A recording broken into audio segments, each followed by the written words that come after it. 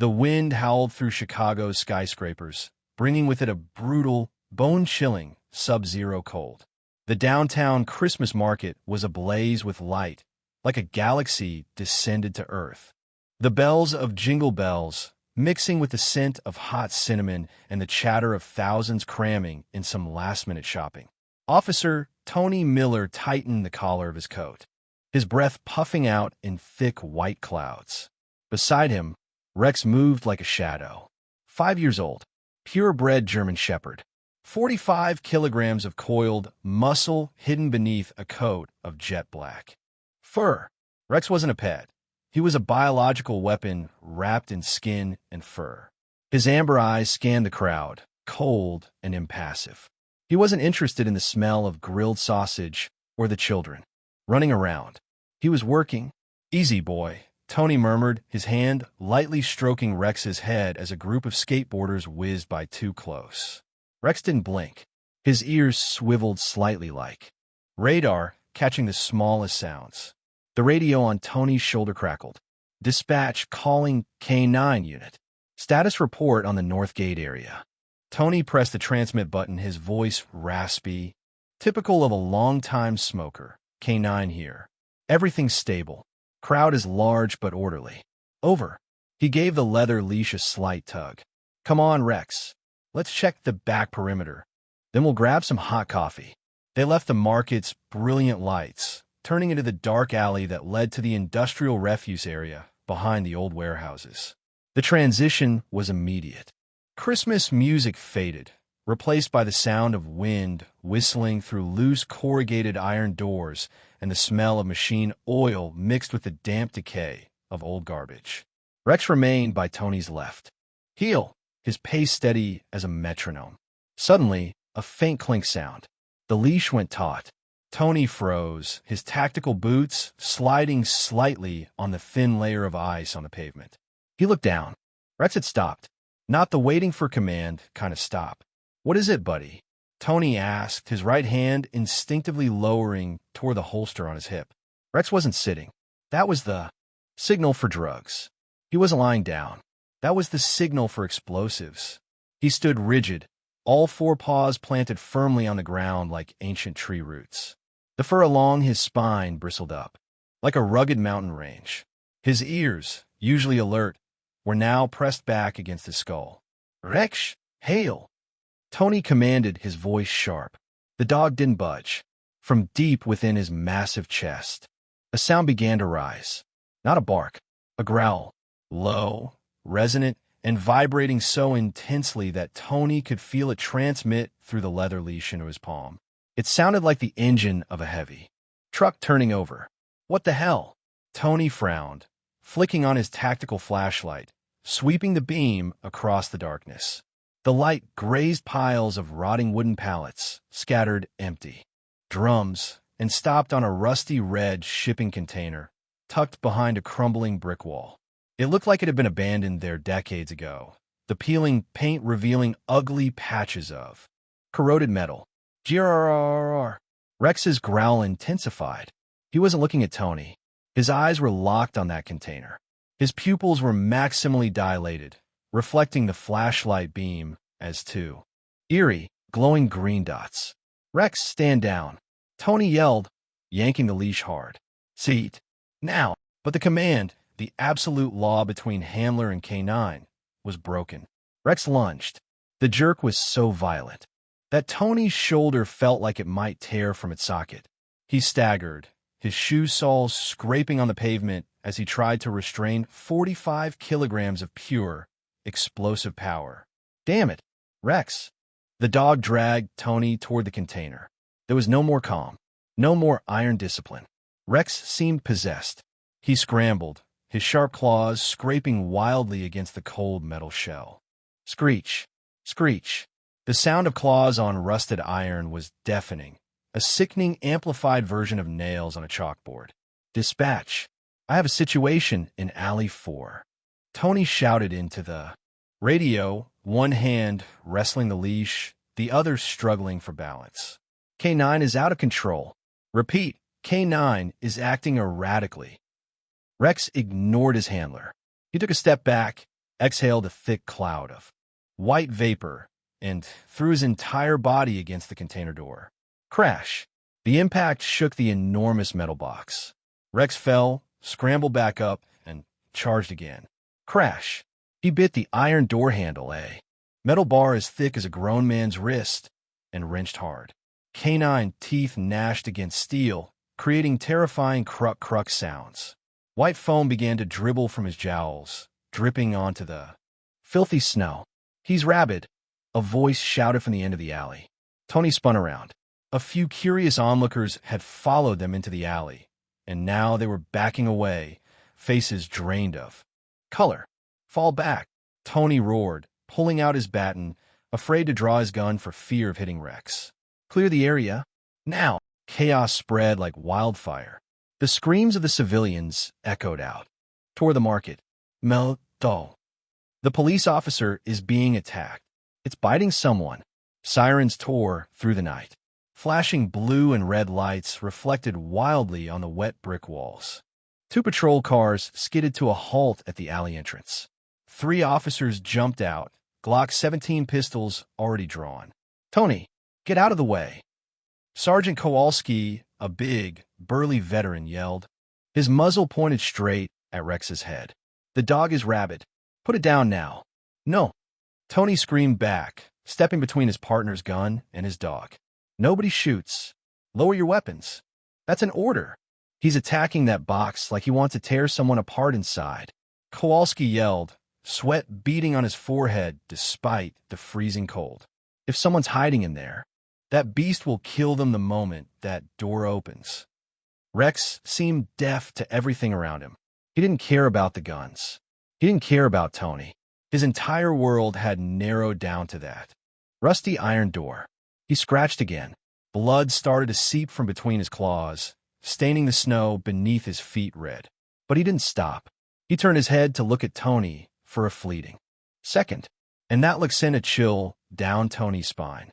It wasn't the look of a rabid, bloodthirsty animal. There was no redness of blind fury. In those amber eyes was panic, raw desperation. Rex barked, a high-pitched, heart-wrenching sound, completely unlike the deep growl from earlier. He turned back and bit the padlock, shaking his head violently, trying to use his sharp teeth to demolish the rigid steel. "Sergeant, look!" Tony yelled, his voice hoarse with wind and stress. "He's not attacking. He's trying to open the door." "Bullshit." Kowalski moved closer, his finger resting lightly on the trigger. "He's foaming at the mouth. Tony, safety protocol. If you don't control him the next 3 seconds, I'm firing." "Rex, stop." Tony lunged, clamping the dog by the neck, using his entire body weight to press him down. But Rex was impossibly strong. He struggled, tossing Tony aside like a rag doll. He lunged, his front paws slamming hard against the container door. Crash! This time, the sound was like bones breaking. Rex whimpered in pain, but didn't retreat. He backed up again, preparing for the next ram. "Dangerous target. Fire." Kowalski ordered. "Don't." Tony grabbed the taser from his hip. He couldn't let them use live rounds on Rex. He had no other choice. "I'm sorry, buddy." Tony gritted his teeth, aiming at Rex's hindquarters and pulling the trigger. 2 electric prongs shot out. ZZZZZZZZT. 50,000 volts coursed through the dog's body. Rex stiffened in midair mid-lunge, then collapsed onto the snow, convulsing. The growling faded, replaced by painful whimpers. A deathly silence fell over the alley. Only Tony's ragged breathing and the static from the radio remained. "Secure him. Now," Kowalski ordered, still not lowering his weapon. Tony rushed over, tears of anger and sorrow welling up, quickly slipping an extra control lead onto Rex's collar and snapping on a muzzle. The dog was still trembling from the residual electricity, his eyes glazed over, but he was still trying to crawl toward the container. "Check that box." Kowalski gestured toward the container. "See what the hell is in there that turned the best dog in the unit into a monster. Drugs? A body?" 2 younger officers, Mac and Davis, approached with large bolt cutters in hand. They looked at Rex, with fearful eyes, taking a wide berth around the injured animal. Tony knelt beside Rex, stroking his fur, which was damp with cold sweat. "What is it, Rex? Did you smell blood? Or gunpowder?" Rex didn't answer. Despite the muzzle, he nudged his nose toward the iron door, emitting soft whimpers that sounded like a child crying from his throat. Snip! The sharp, dry sound of the bolt. Cutters slicing through the rusty padlock echoed. Mac and Davis exchanged glances, took a deep breath, and gripped the cold door handles. "Careful! Could be a trap or an armed suspect," Kowalski warned, the flashlight on his gun shining directly into the door seam. Mac nodded. Opening in 3, 2, 1. The heavy iron door groaned on its dry hinges, slowly swinging open to reveal the pitch-black darkness inside.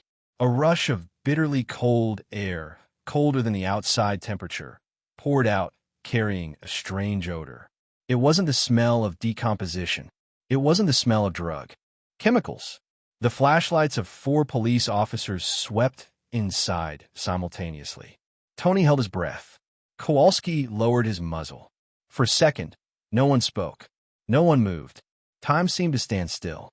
In that dirty alley, Rex, despite being sprawled on the ground in pain, suddenly lifted his head, his ears perked up again. He wasn't growling anymore. He let out a choked, mournful cry that squeezed Tony's heart, and then Tony saw it. Deep inside the empty container, among piles of shredded cardboard and rubbish, there were no criminals. There was only a bundle of rags, shivering. A tiny, purple hand poked out from the rags, waving weakly in desperation. "Oh God," Mac whispered, his gun slowly lowering, his face pale with horror. "That's children." Rex yanked on the leash again. This time, Tony didn't hold back. He let go. The leash dropped onto the cold concrete, creating a sharp clank sound, out of place amidst the deadly silence that had descended upon the alley. Tony didn't pick it up. He stood rooted to the spot, his eyes wide, staring into the dark void inside the open container. His breath caught, choking in his throat like a swallowed ice cube. Beside him, Sergeant Kowalski slowly lowered the barrel of his Glock 17. His index finger slid off the trigger, trembling. The big man, hardened after 20 years of facing Chicago's worst societal dregs, was now deathly white. "Holy," Kowalski stammered, the word fractured in the cold wind. There were no bombs. No human traffickers with AK-47s. Under the harsh white glare of the tactical flashlights shaking in Mac and Davis's hands, the raw and devastating reality was exposed. It was a makeshift shelter. No, guers. A freezing tomb lined with damp cardboard sheets, stained with mud and grease, and huddled on the trash, like 2 dolls abandoned by the world, were 2 children. The older one, a girl about 6 or 7, had matted blonde hair stuck to a dirty forehead. She wore a vastly oversized, threadbare adult coat, ripped at the sleeves. Her eyes were wide, utterly panicked, reflecting the flashlight beams like those of a cornered deer. But she didn't scream. The cold had frozen her vocal cords, or perhaps fear had stolen her voice. Clutched in her skinny arms was a smaller mass. A boy, maybe only 2 years old. He wasn't moving. He lay still, his tiny face pale blue, his skin the terrifying waxy white of a candle kept in the freezer. "Medical," Tony roared, breaking the silence, his voice cracking. "Call medical immediately. We have 2 children. Critical hypothermia." Mac fumbled with the radio, stammering the emergency code. But before anyone could move, a black shadow darted past Tony's feet. Rex, the dog who had just been hit with 50,000 volts of electricity, his muscles still twitching slightly from the residual current, was crawling toward the container door. The leather muzzle was still clamped tightly over his mouth, making his breathing labored and punctuated. "Rex, wait." Tony started to step forward, but Kowalski raised a hand to stop him. "Let him go."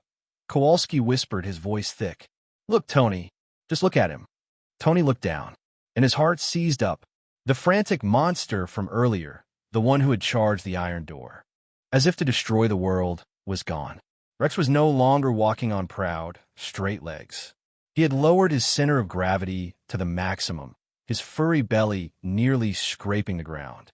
His sharp triangular ears, the hunter's radar, were now pinned tightly back against his skull, making his large head look rounder, gentler. His long tail, usually held high with authority, was clamped tightly between his hind legs. He was apologizing. He was begging for permission. Rex crawled into the container, slowly, cautious with every millimeter. He knew he was big. He knew his teeth, even if muzzled, and his claws were sources of terror. So he tried to shrink himself as much as possible. The girl, let's call her Lily, shrank further as the large black animal approached. She hugged her little brother tighter, her eyes brimming with tears, but she didn't dare blink. She thought death had arrived, in the form of a black wolf. Rex stopped about a meter away from the children. He lay flat on the cold metal floor. Whimper, whimper. A sound emerged from the dog's throat. Not a growl. It was a cry, a choked, agonizing, yet soothing moan. It was the exact sound a mother dog makes when finding her lost pups. Tony couldn't take it anymore. He rushed into the container, ignoring the stench assaulting his nose. He knelt beside Rex, his hands trembling as he undid the muzzle latch. "I'm sorry, Rex." "I'm sorry," Tony whispered, his hot tears falling onto the dog's cold fur. The moment the muzzle fell off, Rex didn't bark, didn't bare his teeth, or lick his taser wound. He took a deep breath, then lunged forward. Lily squeezed her eyes shut, waiting for the bite. But there was no bite. She felt a rush of warm, moist air on her face. Rex was using his large, wet nose to nudge, incredibly gently, the little boy's tiny, purple foot. The boy, Sam, remained still. Rex panicked. He let out a louder whimper. He knew this smell, the smell of life fading. The boy's core temperature was dropping to a critical level. Without needing a command, Rex acted on the most ancient canine instinct, protecting the pack. He crawled forward, wedging himself between the cold wall and the two children. He curved his spine, rolling his massive 45 kilograms body into a perfect C shape around Sam. Rex pressed his thick, warm fur tightly against the boy's tiny back. He lay on his side, exposing his softest, warmest belly pressed right against the child. The heat radiating from the dog's body was like a living furnace. In the sub-zero chill of the container, that warmth was a miracle. Tony tore off his thick police jacket, draping it over the children and the dog. "Stay there, the doctors are coming. Hang on, kids." But the issue was Lily. She was still shaking, no longer just from the cold, but from fear. She was trapped between the container wall and this massive dog. She stared at Rex's white teeth, the weapon that had just minutes ago been tearing at metal. Rex sensed that fear. Her heartbeat hammered like a war drum, and the sour smell of adrenaline wafted from her pores. Rex didn't force the issue. He lay perfectly still, only his chest rising and falling. He slowly turned his head away, not making direct eye contact with Lily, which could be perceived as a challenge, but looking off to the side. He blinked slowly, a sign of absolute trust. Then, he performed an action that made Tony cover his mouth to stifle a sob. Rex slowly lowered his large head, resting his chin on Lily's thin wrist. He didn't press down heavily, only a light touch, like a feather. He lay there, letting out a long, drawn-out sigh. "Ha-iya." His hot breath misted onto Lily's ripped sleeve. His amber eyes were half closed, his expression utterly relaxed, as if he were lying on a warm rug in front of a fireplace at home, not in this filthy metal box. His message was crystal clear. "I am not a monster. I am a pillow. I am a blanket. I belong to you." Lily's trembling hand hesitated. She looked at the dog's peaceful face, at how he was warming her. Little brother. Survival instinct told her that this creature was the only source of heat saving both their lives. Lily's finger reached out, touching the soft fur behind Rex's ear. Rex shivered slightly, but didn't pull away. Instead, he tilted his head a little more, pressing deeper into her palm, inviting the touch. And with that, the wall of fear collapsed. Lily burst into tears, no longer silent suppression. She buried her head in Rex's neck, pressing her tear-streaked face into his powerful shoulder. She hugged the dog tightly, her fingers digging deep into his thick fur. "So cold, save my brother." The girl sobbed, muffled by Rex's coat. Rex endured the embrace stoically. He let her tears soak his fur. He even shifted closer, wrapping a large front paw around Sam, forming an absolute cocoon of safety, separating these three lives from the cruel world outside. Outside the container door, three hardened police officers stood frozen. Mac turned away, discreetly wiping a tear with the back of his hand. Davis kept his head down, kicking lightly at a pebble beneath his feet, trying to hide his emotion. Kowalski exhaled, a cloud of white vapor rising into the night sky. He holstered his gun, stepped forward, and clapped Tony hard on the shoulder. "You almost killed him, Tony," Kowalski said, his voice no longer harsh like a commander, but filled with remorse. "And he just saved all our souls." Tony didn't reply. He couldn't. His throat was too tight. He could only look at Rex, the partner he had tossed 5 minutes ago, the partner he had suspected of being mad. Rex opened one eye, glancing at Tony. There was no reproach in the look, only a strange composure, as if to say, "See, I told you someone was here." The wail of the ambulance siren tore through the night, growing closer.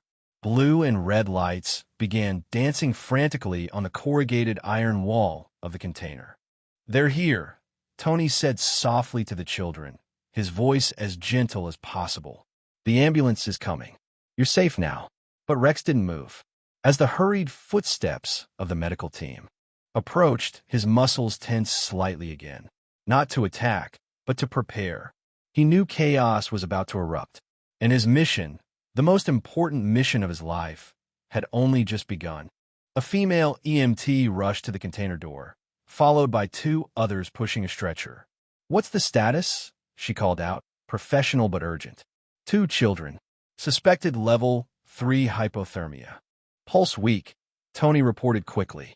The EMT looked inside, paused for a second when she saw the massive dog wrapped around the children. "Officer, get the dog out. We need space to work." Tony stepped inside, placing a hand on Rex's collar. "Rex up. Let the doctors work." Rex turned his head. He looked at Tony, then at the EMT, and he refused. He growled, this time a soft, low, but resolute growl. He tightened his embrace, paws, around little Sam. "Rex," Tony sternly commanded, but inwardly he understood. Rex didn't trust these strangers. He had just found his pack, and he wouldn't let anyone touch them unless he was sure they were safe. "The dog is obstructing the rescue," a male EMT behind her snapped. "Pull him out now. The boy needs oxygen." Lily, hearing the shouting, panicked again and clung tightly to Rex's neck. "No, don't take him," she shrieked, her voice frantic. "Don't." In that moment, Tony realized something. Separating Rex now would do more harm than good. It would spike the children's heart rates, cause psychological shock, and worse, remove the direct heat source sustaining the boy's life. "No one touches the dog." Tony turned back, raising his hand to block the EMTs. "Listen to me. The dog is transferring heat to the boy. Look at the boy's skin. It's turning pink where the dog is touching him." The female EMT squinted. Indeed, Sam's cheek, pressed against Rex's belly, was starting to show some color. "All right," she decided quickly, "but we need to get them on the stretcher. Right now." "Rex goes with them," Tony affirmed. "If you separate him, the girl will panic. And I won't guarantee the dog won't tear apart anyone who tries to snatch the baby away." "Officer, ambulances don't transport animals. It's a hygiene regulation," the male EMT protested. Tony stepped up, face to face with the man, his eyes cold. "To hell with regulations. That dog is a senior police officer. He outranks me. And tonight, he is the only heating device that is saving this baby's life. Do you want to argue regulations, or do you want to save a person?" Kowalski stepped forward, crossing his arms, his large shadow looming over the male EMT. "Do what he says, Doc. Unless you want me to write a report that your delay was due to an argument with the police." The male EMT swallowed hard, nodding. All right, get the stretcher in. Fast. The team swarmed.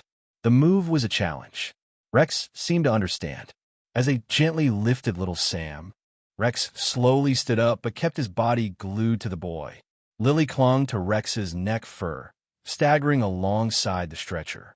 When the stretcher was pushed out into the freezing air, the snow and wind, whipping their faces, Sam whimpered, his body beginning to tremble violently as he lost the heat source. Rex immediately jumped up, his front paws hooked over the side of the stretcher, trying to lick the boy's face. "Get him in," Tony ordered. "What?" The female EMT stared. "On the stretcher?" "No, in the vehicle." They pushed the stretcher into the cramped rear compartment of the ambulance. Lily was lifted to sit on the long bench seat. She was still crying, reaching out for her brother. Tony patted his hip. "Rex, help." That was all he needed. Rex leaped decisively onto the floor of the vehicle. The compartment was packed with people and equipment. Rex was too large to lie on the floor without obstructing the medics. He fumbled, his claws scratching on the metal floor. "He's in the way," the male EMT yelled while trying to secure an oxygen mask on Sam. Rex looked around, his intelligent eyes darting quickly. He understood the problem. He was blocking the way. Without waiting for Tony's guidance, Rex lowered his head, maneuvering his pliable body underneath the ambulance stretcher. It was a tight, dark space full of tangled wires. But Rex lay flat there, absolutely silent.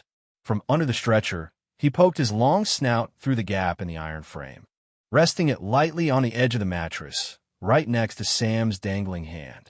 He began to lick, a steady rhythm. Lick, lick, lick. His rough, warm tongue traced the boy's cold fingers. Stimulating circulation. Little Sam, despite being semi-conscious behind the oxygen mask, seemed to feel it. His tiny fingers moved weakly, then instinctively grasped a clump of fur on Rex's snout. Rex froze. He didn't dare swallow, afraid of startling the boy. He just lay there under the violently shaking stretcher as the ambulance sped through the streets of Chicago, acting as the anchor that kept that small soul connected to the world. Tony sat in the corner of the vehicle, watching the scene. He raised his hand to wipe his eyes, no longer bothering to hide it. He took out his phone and quickly snapped a photo. In the blurred, shaking frame, under the bluish neon light of the medical equipment, one could only see a tiny, pale child's hand gripping the black snout of a German shepherd, and a pair of amber eyes glowing brightly in the darkness beneath the stretcher, resolute, heartbreakingly loyal. "Good boy, Rex," Tony whispered, his voice lost in the wail of the sirens. "Good boy." The vehicle sped away into the Christmas night, carrying a miracle woven from fur and warm blood. The ambulance cut through the Chicago night like an arrow, leaving the flashing Christmas lights behind. Inside the cramped compartment, the steady beep of the heart monitor was the only sound louder than the siren. Every time the vehicle hit a pothole, Rex tensed his muscles, using his back as a cushion for the stretcher above, ensuring his small pack was not jolted. Upon arrival at the Memorial Hospital emergency room doors, a small battle ensued again. On-call doctors rushed out, trying to move the stretcher as quickly as possible. In a chaotic handover, Sam's hand slipped off Rex's snout. Beep, beep, beep, beep, beep. The heart monitor screamed in alarm. The boy, though still unconscious, began to writhe wildly, uttering heart-wrenching, choked cries. His vital signs plummeted. Unconscious panic was killing him faster than the cold. "Hold him. Give him a sedative," a doctor yelled. "No drugs needed." Tony waved the nurse away. He let out a short whistle. "Rex, up." Without a second's hesitation, Rex vaulted through the wall of legs, running parallel to the moving stretcher. He lunged up, pressing his wet snout close to Sam's hand. The instant skin touched familiar fur, the crying stopped. The heartbeat on the screen slowly returned to a stable waveform. The elderly chief of staff pushed up his glasses, looked at the large police dog escorting the young patient, and nodded decisively. "Let the dog in. He's the only effective medicine right now." The next morning, Christmas had officially arrived. Recovery Room 304 was filled with weak winter sunlight. The air was thick with the smell of antiseptic and the low hum of life support machines. Tony sat on a plastic chair in the corner, holding a cup of cold coffee he had bought 3 hours earlier. His eyes were deeply shadowed, fixed on the position right by the doorway. There, Rex sat stiffly like a black bronze statue. For 8 hours, he hadn't slept. He hadn't lain down. His ears were cocked, listening to every footstep of nurses. In the hallway, the water bowl and food tray Tony brought were untouched. Rex refused to eat or drink until the mission was complete. His amber eyes occasionally blinked due to fatigue, but never left the white bed where the 2 children lay. Suddenly, the blanket stirred. Little Sam opened his eyes. He blinked repeatedly, unfamiliar with the white ceiling. He turned his head sideways, saw his sister still sleeping, then looked around the strange room. Fear began to flicker in the boy's eyes. But then he saw it, the large black shadow by the door. Rex had risen silently. He didn't rush forward aggressively. He walked softly on his pads, making no sound, approaching the edge of the bed. Sam didn't cry. A weak, crooked smile spread across his lips. He reached out his tiny hand, still with a 4 needle taped in, toward the dog. "Doggy warm." The boy's voice was hoarse and broken, but in the quiet room, it rang out like a clear bell. Lily startled awake. She sat up, glancing frantically around. "Sam." "Sister, doggy." Sam pointed. Lily turned. Rex was standing there, his head lowered to her eye level, his tail giving a soft thump. Thump against the metal bed frame. "Rex," Lily whispered, tears welling up again, but this time not from fear. She patted the edge of the mattress lightly. Understanding, Rex slowly lifted his front paws. With incredible caution for a 45 kilograms predator, he placed his large paws on the edge of the bed, maneuvering around the tangled 4 lines. He stretched his neck, bringing his scarred, furry face close to the children's faces. Lily leaned forward, wrapping her skinny arms tightly around Rex's neck. She buried her tear-streaked face in his thick chest fur, sobbing. Sobs of relief, of the sheer joy of survival. Little Sam imitated his sister, burrowing his head against Rex's cheek, giggling when the dog's stiff whiskers tickled his neck. Rex stood still as a rock, enduring the weight of the 2 children. He closed his eyes, savoring the embrace. His bushy tail swung faster behind him, creating a steady thump, thump, thump rhythm against the bed frame. The rhythm of a happy heart. Tony quietly pulled out his phone. He didn't want to break this sacred moment, but the world needed to see this. Through the phone screen, the image was blurred by his own tears. A beast trained to take down criminals, now soft and gentle, serving as a support for 2 abandoned little angels. The photo was posted to the Chicago Police Department's Twitter page minutes later, with a short caption that touched the hearts of millions on Christmas morning. "True strength is not in fangs or muscle. True strength lies in a heart that bows to protect the vulnerable." Merry Christmas from Canine Rex and his new family. Outside the window, snow began to fall, white and pristine, covering the pain of the night before, making way for a warm new beginning.